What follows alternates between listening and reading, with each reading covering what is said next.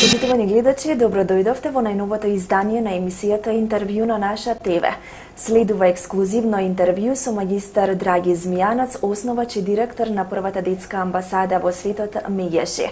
Разговараме за случајот Тамара и претходните трагични случаи на деца кои завршија со смрт на деца.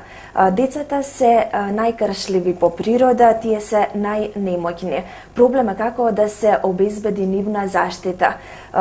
Првата детска амбасада во светот Мегеши постојано упатува пораки, апели за превенција на децата од секакви опасности во нивниот живот. Господине Змијанец, добро ни дојдовте во интервју на наша ТВ. Добро ви најдов. Најпрво да ни кажете, она што се случуваше во последниот период, најактуелно тоа е случајот на Тамара, но има уште 5-6 други случаи кои завршија со смрт на деца поради бирократски процеси. Да ни кажете, кое е вашето мислење, која е вашата реакција за случајот Тамара и останатите случаи? Ние како прва детска амбасада не остануваме на ниво на апел, реакција, туку барање на одговорност. Значи, побаравме јавниот обвинител и народниот правобранител да прочепкаат по-конкретно што се случило со нефункционалното навремено постапување да се заштити еден детски живот Тамара и претходните случаи кои ги имаме евидентирано, и сметаме дека мора на степенување на одговорност да се најде виновникот и кривично да се казни.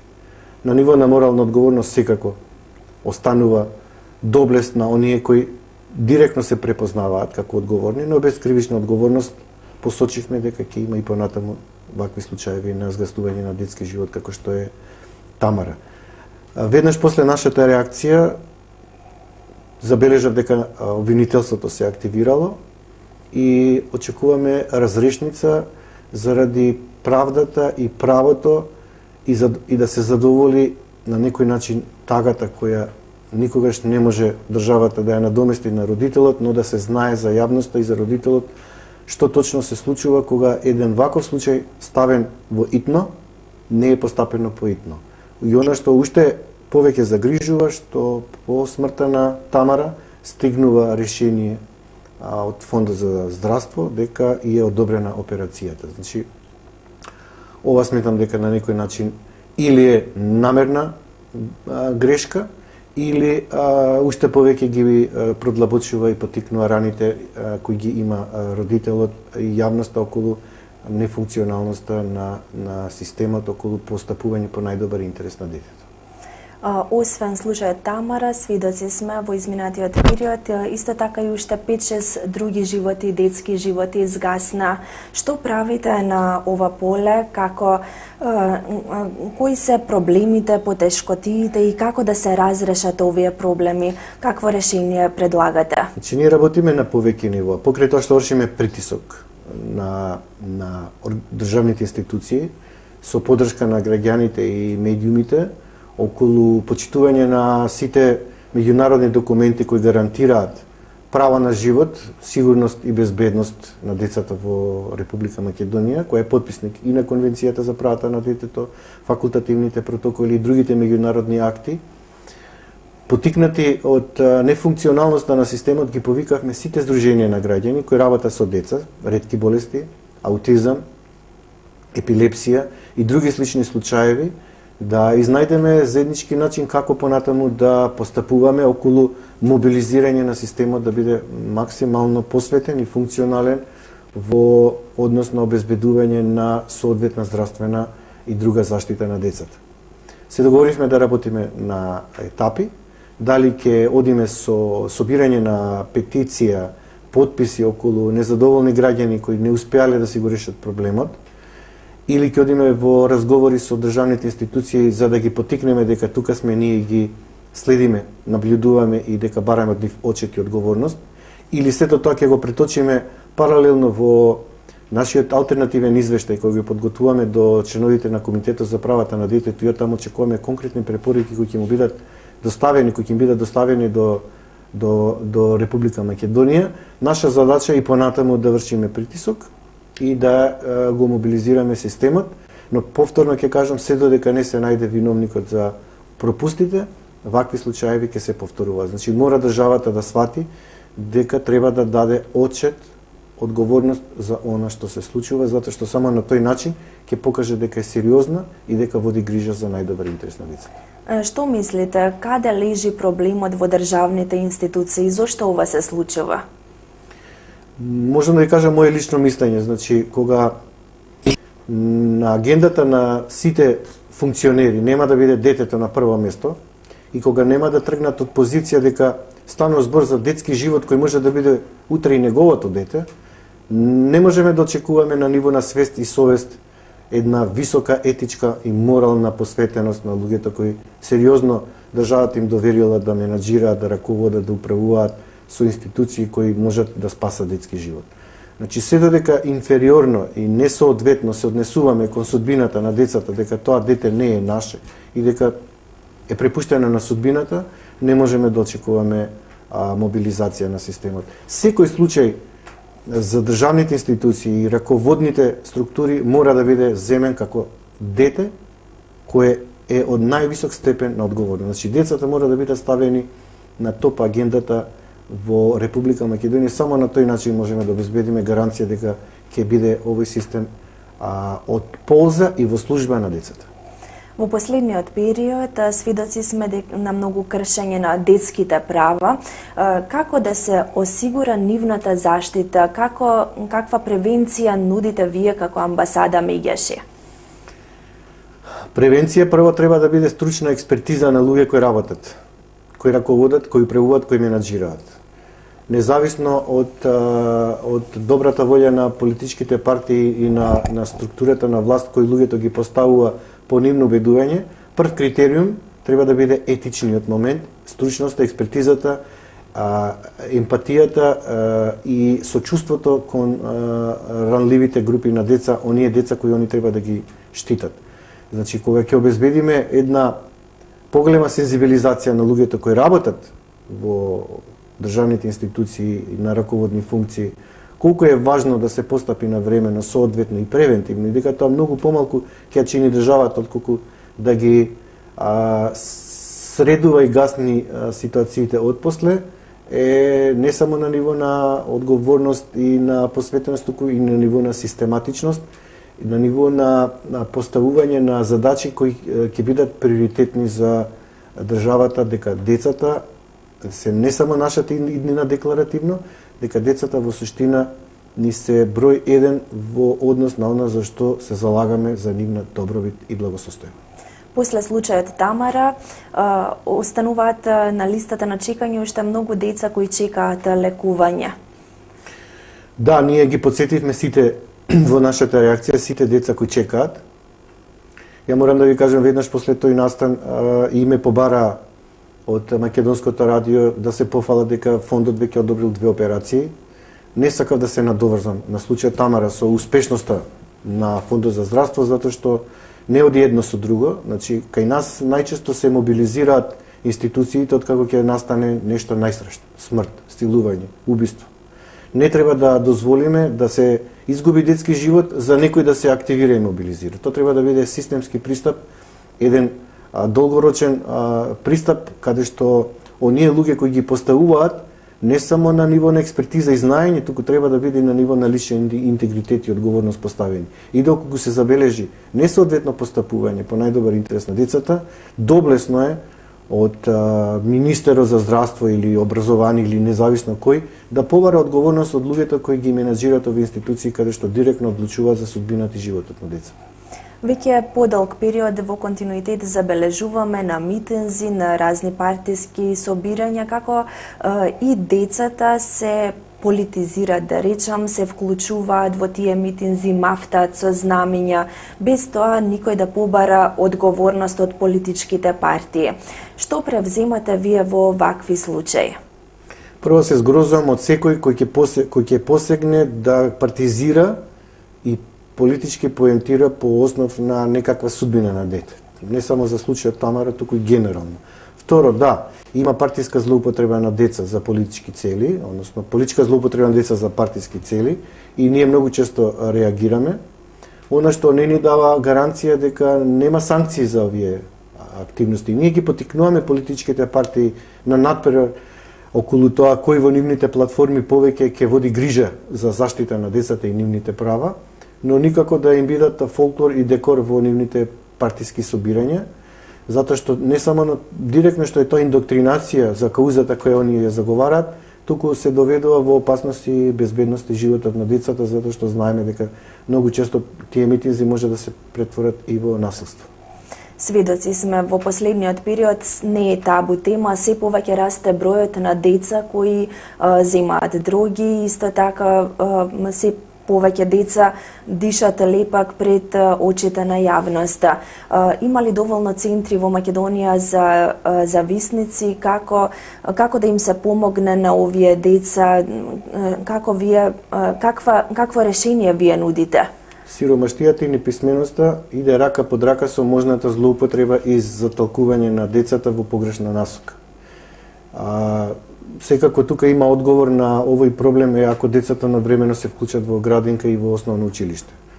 Но ако веќе станале зависници на опојни дроги и психотропски супстанции, она што загрижува и во нашиот извештај доставено до Комитетот за правата на детето, во Македонија нема центри за рехабилитација на деца и младинци. Вие можете да замислите дека ако едно семејство комплетно е зависник од психотропски супстанции, таткото, мајката може да одат на лекување, односно одвикнување, а детето нема таков центар. Значи во Република Македонија таков центар нема и тоа е она што загрижува и не е доволно да се згрозиме од тоа што ќе ги видиме децата како дишат лепак и да пријавиме на нашиот SOS телефон и ние да реагираме, туку треба покрај превентивно, како што нагласив, да се вклучат децата во градинка и во училиште, зашто кога се на улица се знае кој пат може да го одберат, треба и да се воведат центри за рехабилитација на одвикнување на деца од... Дали повеќето се роми или по националност, дали имате такво нешто, никои такви податоци? Нашите податоци со кои ние го располагаме е дека од децата кои се исклучени од образование, 65% се роми и најголем број на деца питачи и деца чии труд се злоупотребува се роми, но тоа не кажува дека немаме другите етнички групи дека не се зафатени со овие девијации и пороци. Голема е бројката затоа што 18.500 деца ако се исклучени од образование, а 2.000 деца имаме катадневно на крстосниците и имаме темна бројка околу 3 до 4.000 деца без извод од матична книга на родените кои не се евидентирани во извод од матична книга на родените, тие се потенцијални за трговија со деца и детски органи, за питачење, за сексуална злоупотреба, за секс туризам и така натаму. И државата мора да се мобилизира околу обезбедување на и подобрување на условите на овие ранливи категории на деца. Значи да ги вклучат со евиденција, да може да обезбедат здравствено осигурување, да може да обезбедат образование и на тој начин ќе ги исклучиме од улица, ќе ги ставиме во систем и ќе ги ставиме под мониторинг и контрола на училишните воспитувачи, психолози, педагози и во градинките и во основните училишта. Оно што уште повеќе треба да нагласам е дека центрите за социјална работа имаат многу клучна улога околу навремено детектирање на состојбите на семејства во ризик и дисфункционални семејства, затоа што овие деца кои се зависници од психотропски супстанции потекнуваат најчесто од такви семејства. Тие треба да извршат навремена контрола, наблюдување на состојбата во семејството и да преземат мерки за подобрување на одговорното родителство во тие семејства, но да ги охрабрат со стимулацијски акции, каде што не да ги прават само зависници на социјална помош, туку да ги охрабруваат во обезбедување на подсигурна екзистенција околу нивно вработување или до едукација за да можат да бидат конкурентни на пазарот. И ако тоа не функционира успешно, тогаш мора да направат алтернативни форми на или строг надзор на остварење родителско право или одземање на родителско право и давање на децата на подстарателство на згрижувачки семејства или на институции кои водат грижа за ваква структура на деца. Од тогаш државата се јавува како старател и би требало да биде гарант дека децата навистина ќе отидат во прав пат и насока. Кои детски права најчесто се регистрирани, се прекршуваат и се регистрирани во првата детска амбасада во светот Ние Мегеше? лани излеговме со извештај на нашиот СОС телефон за деца и млади 0801 22 22 кој работи веќе 22 години. И она што најмногу не загрижува за прв пат откако го ставивме во функција овој телефон, минатата година повеќе од половина случаи се поврзани со сиромаштија. Значи детската сиромаштија сериозно тропа на вратите на државата, во семејствата. Родителите се потешко се справуваат со потребите на децата. Училиштата се повеќе стануваат место каде што децата од посиромашните слоеви не се чувствуваат сигурни од аспект на нивна социјализација, прифатеност и инклузија во образованието без дискриминација по основ на социјалната состојба во семејството. И тука има многу работа и за социјално одговорните предприемачи, за локалната самоуправа, за директорите во основните училишта и би рекол за градоначалниците, да ги детектираат овие семејства, да ги охрабрат да се вклучат децата во образование, да исклучат можна злоупотреба на детскиот труд, посебно кога има сезонска работа во мај и во септември, и да обезбедат елементарни услови за овие дечиња, облека, обувки, за да не бидат дискриминирани, како што нагласив, по социјална или етничка или етничка припадност. Колку бракоразводната постапка влијае врз децата и колку деца имаат проблем со домувањето? Бракоразводната постапка е на второ место по дојави и пријави на нашиот СОС телефон. И она што го забележуваме во континуитет е родителите кога се во бракоразводна постапка го занемаруваат правото на детето да бира со кој родител сака и може и има развиена емоционална врска да живее. Тука се соучесници центрите социјална работа, каде што тие директно одлучуваат за судбината кој родител ќе биде старател, кој родител ќе има право на видување. Многу често се постапува по основ на тоа кој родител има поголем и подобар економски статус и кој е повлијателен во општеството и тој станува старател, а другиот има право на видување, што на некој начин го обесправува правото на другиот родител кој може би има емоционална врска да биде обесправен и да не може да го остварува старателското право. Она што заговараме е деца 10 години натаму низ разни форми на неформално интервју, да центрите социјална работа дознаат со кој родител детето има емоционална врска воспоставено и тој родител да биде старател и него да го охрабруваат не само низ работа со него, туку и со некаков тип на помош, економска и социјална, да може старателството да биде на квалитетно ниво и детето биде таму дадено, ако веќе нема друга форма, иако ние заговараме форма на подеднакво старателство.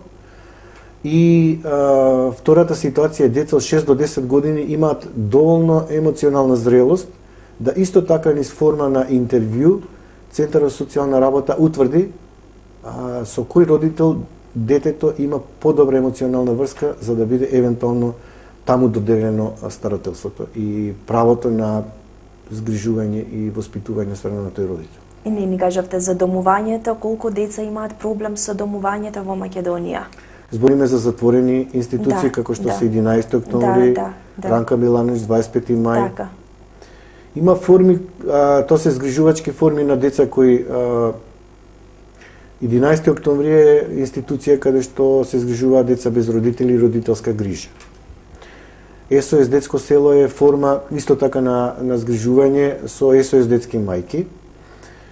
Ние имаме работено со 11 октомври околу психосоцијално охрабрување на децата кога ќе го напуштат домот да живеат самостојно.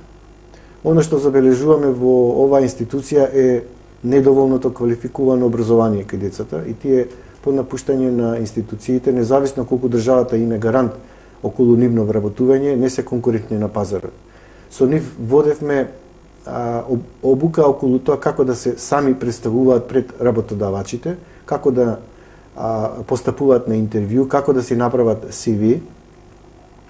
И она што сакам да нагласам е дека оваа институција мора многу повеќе да посвети внимание на образование на децата, да не ги прави зависни од оваа институција и кога ќе излезат од оваа институција со првиот чекор да младинците кои го напуштаат домот 11 октомври знаат дека се рамноправни граѓани со било кој, дека се толку образовани да доколку работодавачот одлучува кого ќе прими, ќе го прими токму тоа дете не заради тоа што има некакво сочувство и поголемо разбирање кон децата без родители и родителска грижа, туку затоа што тоа дете е подеднакво едуцирано со друго кое живеело во поинакви услови и дека му дава предност токму на тоа дете за да биде пример, модел за неговите другарчиња од ваквите затворени институции.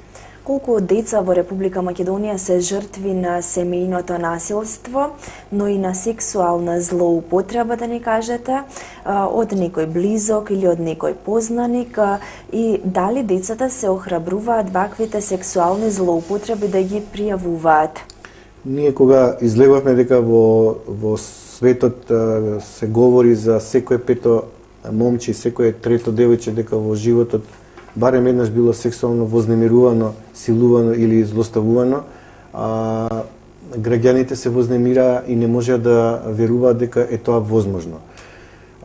Сексуалната злоупотреба, педофилијата, инцестот спаѓаат во најтешки форми на сексуална злоупотреба и тие многу често порано останувале табу во затворена семена традиционална ситуација каде што не смеел да се каже сторителот на ова тешко кривично дело, затоа што тоа било најчесто татко, вујко, чичко, познаник, пријател на семејството и тоа било дополнителна травма за детето да го пријави, а при тоа немало и соодветен третман од мајката или од најблиските да веруваат во тоа што му се случило.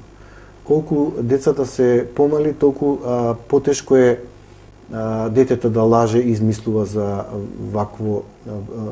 ваков тежок криминал и кривично дело, каде што ќе нагласам остават трајни последици и трауми по психофизичкиот раст и развој на детето. Тука е многу чувствително прашањето како да се постапи. Мора родителите да бидат едуцирани да ги препознаат првите симптоми кога детето се повлекува во себе, мокри, тај и е вознемирено и не сака со никого да говори за тоа што му се случува. Најчесто силувачите им се закануваат на децата дека ќе ги убијат нивните најблиски и дури толку се перфидни, би рекол, со тоа што ги потикнуваат и ги дразнат децата, и кога стануваат веќе жртви, децата на некој начин ги убедуваат дека тоа тие го сакале и дека се чувствуваат виновни. Значи, педофилите, профилот на педофилите не е тако како што можеби јавност очекува дека е некој тежок криминалец каде што многу брзо ќе се препознае. Тоа може да бидат и добри чичковци кои ја стекнуваат упорно довербата на децата и кои за нашата средина тешко се предпознатливи да ги детектираме на време. Резултатите кои ги добивте од вашите барања се минимум 15 години казна до доживотен затвор, хемиска кастрација, не ви се одобрени, само електронските алки не се прифатија. Македонија е прва земја во регионот каде што благодарение нашето силно застапување, лобирање, добивање граѓанска поддршка од, би рекол, масовната појава на сексуални деликти со деца, педофилија, инцест, родоскрнавење, да не ги набројувам случајот таткото со трите девојчиња во Велес, таткото со право на видување со неговиот пријател со двете керки и така натаму многу случаеви излегува на површина, укажаа на тоа дека казните во Република Македонија се благи. На првите наши застапувачки активности владата одговори позитивно 2008 и ги изголеми тогаш двојно казните кои беа 3 до 5 години, но ние, иако очекувавме дека со овие репресивни казни ќе има превентивен карактер и дека тие ќе се намалат, напротив се случи да има повторно зголемување на овие сексуални деликти. Тогаш баравме повеќе мерки и алтернативи како да се помогне на детето да не му се повтори делото, да нема рецидивизам, а како да се помогне на педофилот да не го повтори делото, бидејќи тој не може да го контролира нагонот или бидото и кога е на слобода го повторува делото, а кога е во затвор нема сигурен третман со него. И предложивме и на владата и на собранието 4 мерки, околу поголема превенција. Првата мерка беше дупло уште поголемо зголемување на казните на минимум 15 години. Втората беше, ако има рецидивизам, да се казни за секој повторништво доживотна казна затвор. И третата беше така наречена медикаментна или хемиска кастрација, каде што директно се делува на либидото и нагонот на педофилот. И тој кога е на слобода, под оваа медикаментна терапија на секој 3 до 6 месеци гарантира успешност до 75% дека нема да го повтори делото, но со започнување на третманот уште додека е во затвор. Она што не беше прифатено е електронските алки. Не знам... Што ќе се постигнеше ако се прифатија електронските алки и зошто не се прифатија според вас? Не знам дали од финансиски или од технички причини, немам јасни информации, но знам дека доколку се носеа овие GPS електронски алки, полицијата ќе имаше точно увид каде се движи педофилот. И ако, например, има некој детски спортски настан, или ако е во близина на градинка, училиште, или не знам каде што децата се дружат, живеат или исполнуваат други училишни обврски, полицијата ќе можеше да го детектира движењето на педофилот, тоа ќе беше редуцирано и ограничено и ќе можеше да го отстрани од ова место. И мислам дека ќе имаше уште поголем ефект, но да видиме сега како ќе овие три мерки како ќе се одразат во натамошниот период, дали ќе се намали оваа патологија кај возрастните кои посегнуваат по децата и, како што кажав, оставаат печат и траен белег за цел живот.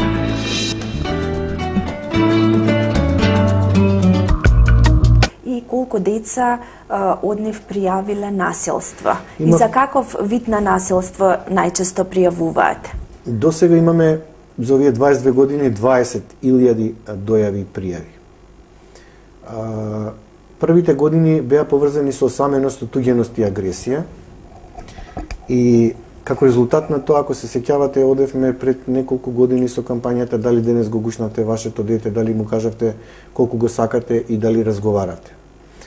Потикнувајќи го одговорното родителство, сакавме да нагласиме дека родителите се клучни детектори за состојбата со децата, дека треба да посветат квалитетно време за разговор со децата и дека тие се првите кои може да откријат што се случува на детето. Но она што не загрижува е што родителите се помалку имаат време за своите деца, а децата се повеќе се препуштени самите на себе и го користат или злоупотребуваат и употребуваат и интернетот и современите комуникацијски системи кој како е едуциран и кој колку знае и умее како да го користи. Многу често запаѓаат и во педофилски мрежи преку интернет, се закажуваат средби и децата стануваат жртви на лажно представување на нивно виртуелно другарче кој се представува дека е на нивна возраст и ја стекнуваат довербата на детето. Ние многу често се залагаме колку што се децата помали, толку повеќе компјутерите, лаптопите да бидат на место каде што се под видео контрола и надзор на родителите, додека децата не пораснат и додека не знаат самите како додека не се оспособат како да се самозаштитат. Она што се разликува од првата декада на нашето работење и втората, веќе имаме се повеќе случаеви на сиромаштија, на злоупотреба на детски труд, најлоши форми на злоупотреба на детски труд, притачање, работа на нива, чување добиток, продавање секундарна суровина, трговија со деца, секс туризам, сиромаштија, неписменост и деца кои се жртви на бракоразводни постапки и на семено насилство. Семеното насилство е на трето место по дојави во 2014 година и сметаме дека не е доволно само да се санкционираат соучесниците кои слушнале дека има семено насилство, а не го пријавиле, туку треба се повеќе да се охрабрат луѓето да го пријавуваат насилството лично, а имаме потешкоти околу пријавувањето не само заради доверливоста и правото на анонимност, туку и заради недовербата на децата дека институциите ќе постапат најсоодветно по нивниот интерес.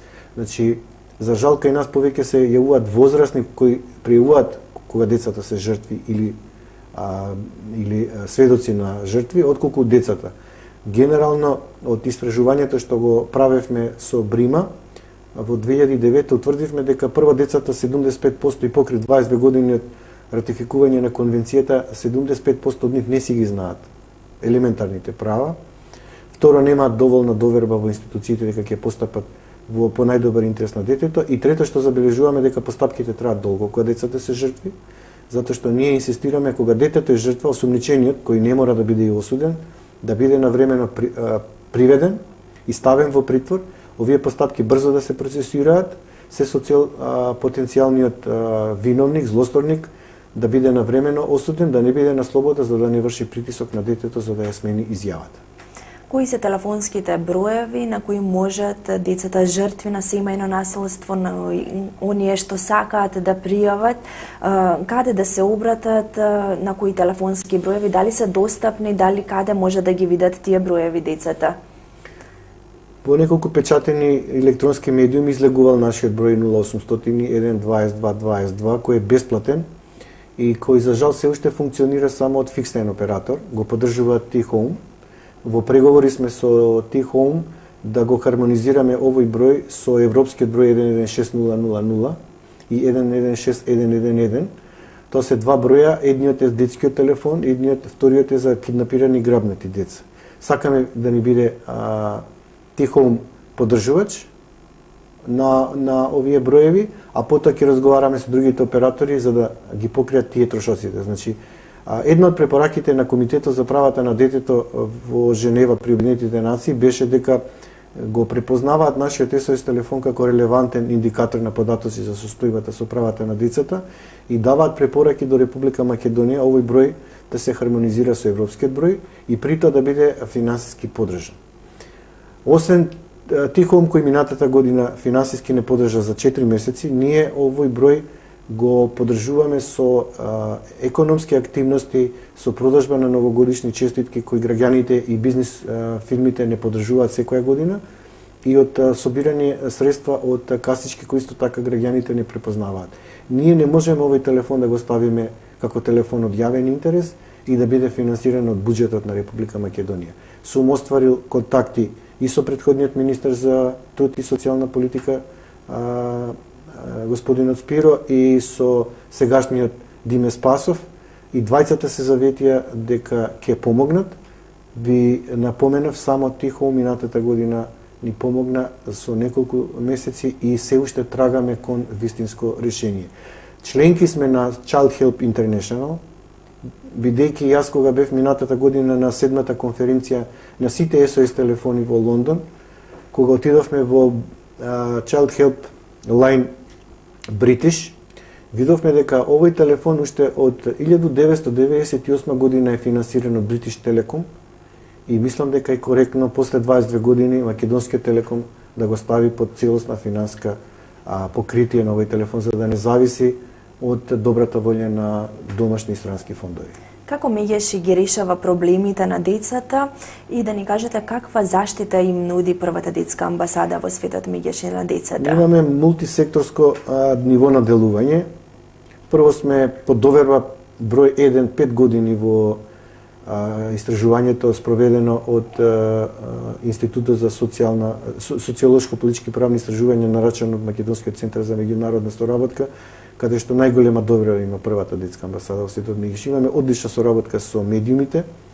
Граѓаните не препознаваат, ни го доверуваат мандатот и легитимитетот да ги застапуваме кога се прекршени нивните права.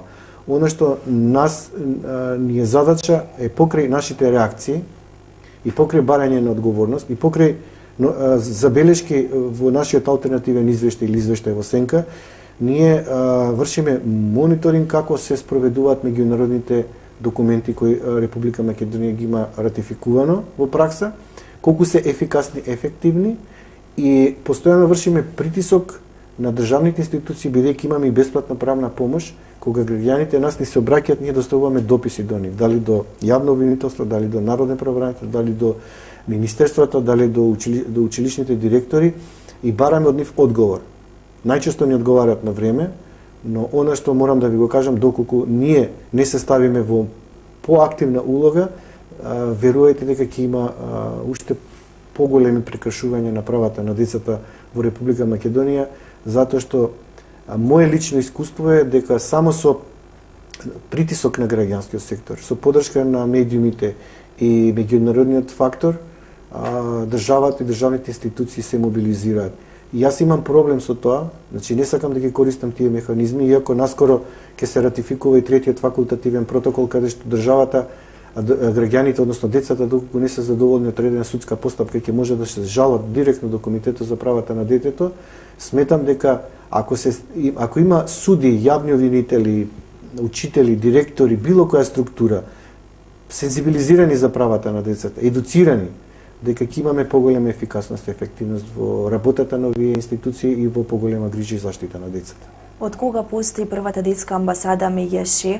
Да ни кажете од каде идејата да се отвори првата детска амбасада во светот меѓаши? Зошто се вика меѓаши? Кои услови треба да бидат исполнети за да се отвори една амбасада и кои се интересите на меѓаши? Ние веќе на 29 април оваа година ќе славиме 23 години, но ние сме еден класичен пример каде што еден мал број на луѓе преку конкретна граѓанска активност прво се активираат, па потоа и формално се регистрираат како здружение. Ние одговоривме на војното лудило во поранешна Југославија, кога стигна драматичен апел од Сараево за згрижување на децата од Босна и Херцеговина во Македонија. На иницијатива на мојата сопруга и колешка Гордана Пирковска-Змијанац, одговоривме на тој апел, јас и се придружив и ја формиравме амбасадата на 29 април 1992 година, кога не постоја ниту Високиот комисаријат за бегалци, ниту УНИЦЕФ, ниту УНДП, ниту другите меѓународни фактори. Ние веќе организиравме конвои на спасување на децата од Босна и Херцеговина во Република Македонија.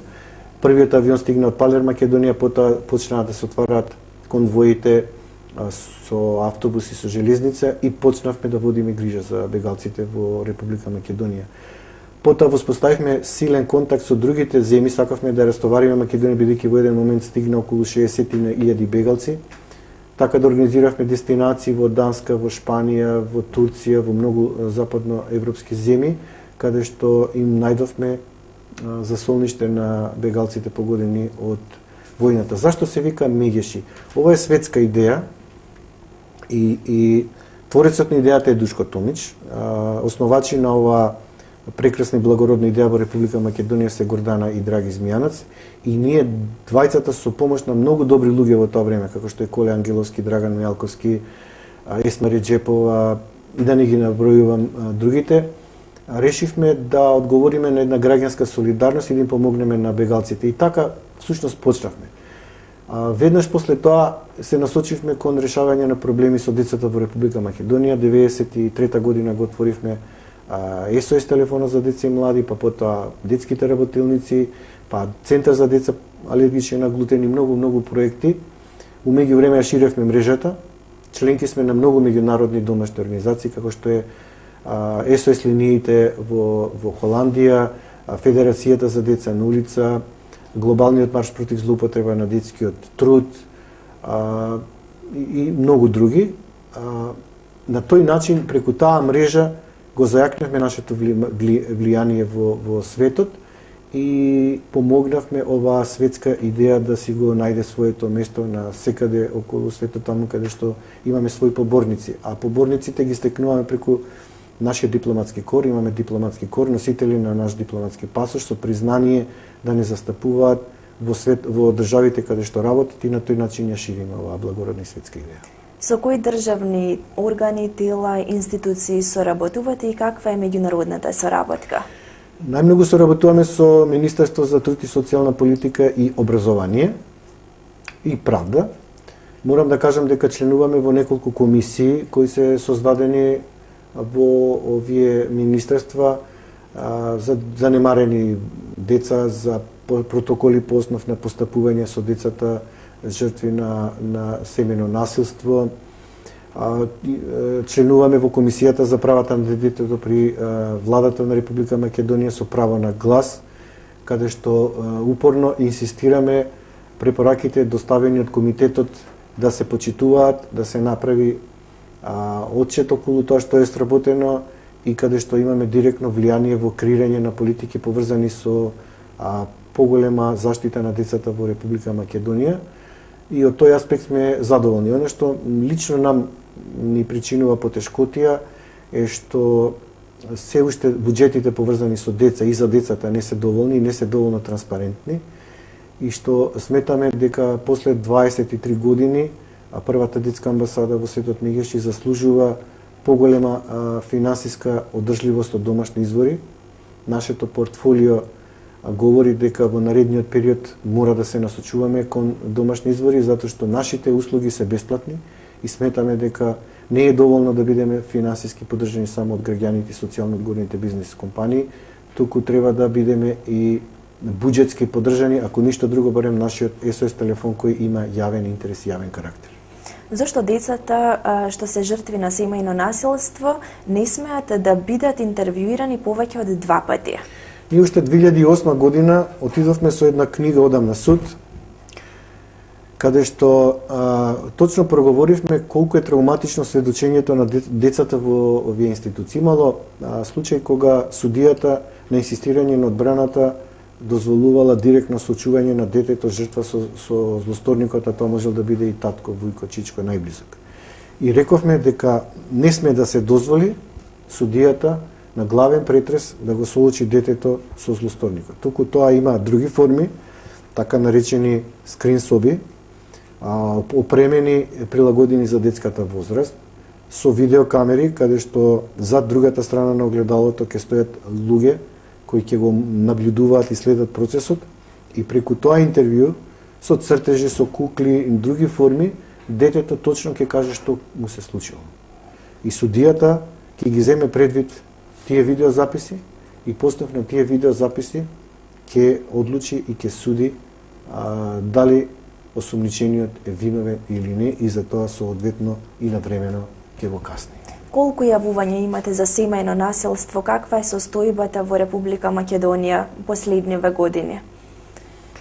За оваа проблематика да поразговараме. Семејното насилство постоело од секогаш, само што сега поотворено се говори, исто како што поотворено се говори за сексуалната злоупотреба и педофилијата. Значи, луѓето веќе не се страмат да кажат и пријават. Проблемот е што не доволно веруваат дека оние кои треба да им помогнат, ќе им помогнат соодветно и на време.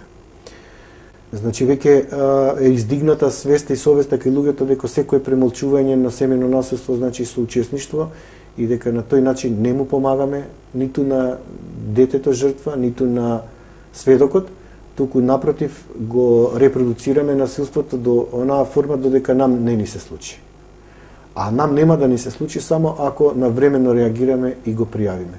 Значи, насилниците мора да бидат разоткриени, мора да се постапува со нив соодветно и мора да бидат ставени под контрола на оние кои треба да ги рехабилитират и да ги стават во систем кога ќе излезат од затвор. Доколку се во затвор, сигурно трае процес на ресоциализација и рехабилитација уште додека ја излежуваат казната затвор. Има ли многу случаи каде што овие насилници завршуваат во затвор? Колку се осмелуваат децата да ги пријавуваат своите блиски за сторено семејно насилство? Тоа е една конфузија во детското главче кога ќе види дека неговиот татко и неговата мајка се карат или се тепаат. Секако дека им е проблематично од аспект на тоа да го пријават тоа. Уште потравматично е што родителите не сваќаат колку тоа делува на детето и каков тек понатаму ќе се случи во однос на психичкиот раст и развој на детето.